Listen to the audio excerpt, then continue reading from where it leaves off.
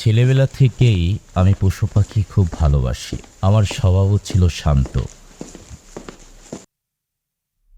জন্তু জানোয়ার পুষতে ভীষণ ভালোবাসতাম।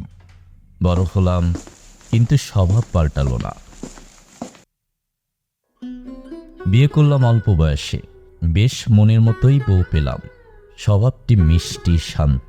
জন্তু জানোয়ার পোষার শখ আমার মতোই।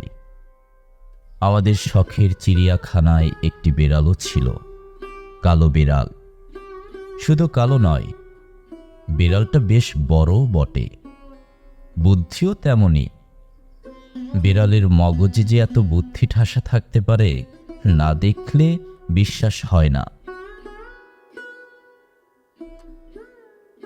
বউ কিন্তু কথায় কথায় একটা কথা মনে করিয়ে দিত আমাকে। কালো বিড়ালকে নাকি ছদ্মবেশীর ডাইনি মনে করা হতো সেকালে। আমি এসব কুসংস্কারের ধার ধারতাম না। বিড়ালটার নাম প্লুটো। অষ্টপ্রহর আমার সঙ্গে থাকত, পায়ে পায়ে ঘুরত, আমার হাতে খেত, আমার কাছে ঘুমতো। প্লুটোকে ছাড়া আমারও একদিনও চলতো না। বেশ কয়েক বছর প্লুটোর সঙ্গে মাখামাখির পর আমার চরিত্রের অদ্ভুত একটি পরিবর্তন দেখা গেল। ছিলাম ধীর, শান্ত, হয়ে উঠলাম অস্থির, অসহিষ্ণু, খিটখিটে।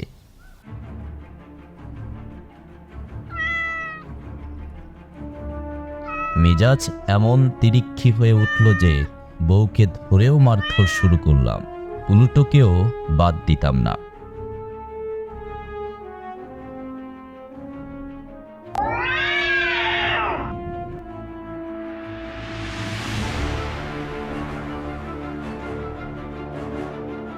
এক রাতে মদ খেয়ে বাড়ি এসে দেখি দুটো আমাকে এড়িয়ে যেতে চাইছে। আর যাই কোথায়, মাথায় রক্ত উঠে গেল আমার। খপ করে চেপে ধরলাম, ফ্যাস করে সে কামড়ে দিল আমার হাতে।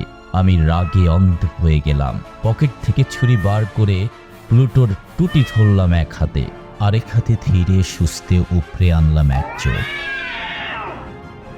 ভোরবেলা ঘুম ভাঙবার পর একটু অনুতাপ হলো, উত্তেজনা মিলিয়ে গিয়েছিল।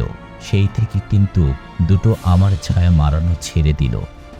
প্রতি সপ্তাহে নতুন নতুন ভূতের গল্প দেখতে রূপালী টোনস চ্যানেলটি সাবস্ক্রাইব করুন, সেই সাথে বেল আইকন প্রেস করতে ভুলবেন না।